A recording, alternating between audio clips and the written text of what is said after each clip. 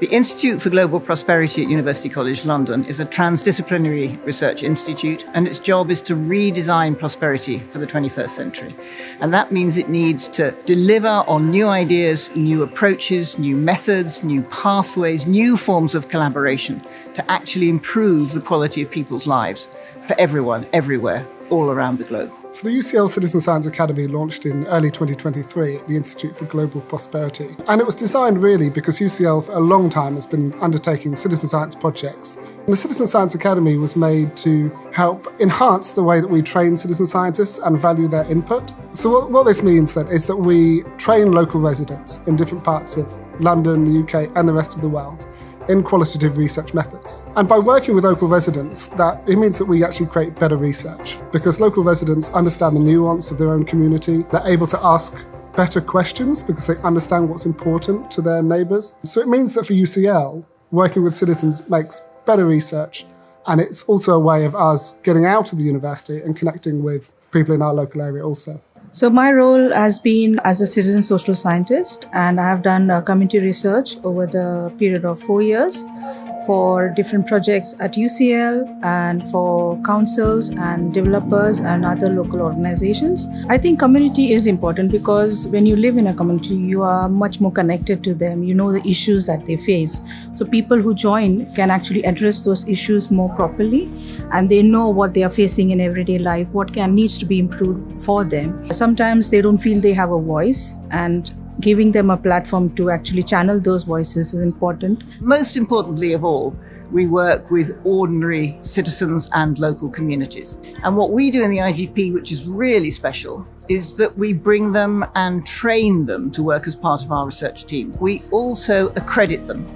We give them a certificate. We make them part of that process of learning. We bring research into their lives. At some point, you might be speaking to people in Camden about small businesses. Another time you might be in East London speaking to local residents about the impact of the Olympic Games.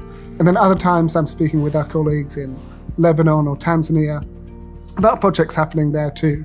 So we're not just researching for the sake of conducting research, we're researching for the sake of gathering data that can then impact people's lives. It can be fed directly to policymakers that might be able to turn some of the data into actual impact. I took up a master's in prosperity, innovation, and entrepreneurship, and it really exceeded my expectations. It's like coming here from the Philippines in an international setting, I didn't really have a lot of information as to how it would pan out.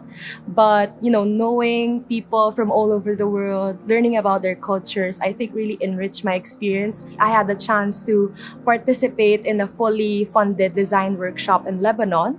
So it was like a 1-week excursion wherein we got to meet local communities, learn about their practices. And this door opened for me to be a part of an advisory board for an international project that will be implemented in Indonesia and Lebanon.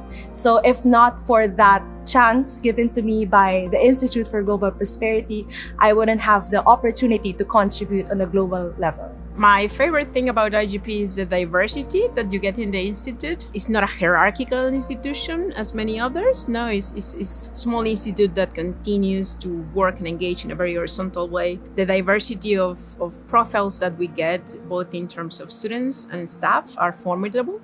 From different parts of the world, but also from different interdisciplinary backgrounds, which makes the discussions about what prosperity is and how we can learn better about the experiences like a very interesting place. So the IGP takes diversity as a core ethical value. It works with the idea that whatever prosperity is, it's going to be different for different people around the world. There's no such thing as one good life. There's no such thing as one size fits all.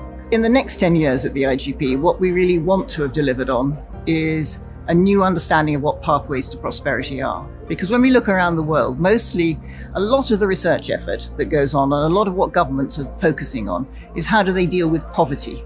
The IGP doesn't do that. The IGP is asking a different question. It's saying, how can we actually act now to ensure that people will have better quality of lives? We want to make sure that there are actually pathways to prosperity. There are things we're actively doing, not things that we're trying to fix because they're broken. And that's a different way of looking at things. And that way of looking at things will change how governments work. It will literally change the way we think about what is a properly functioning society.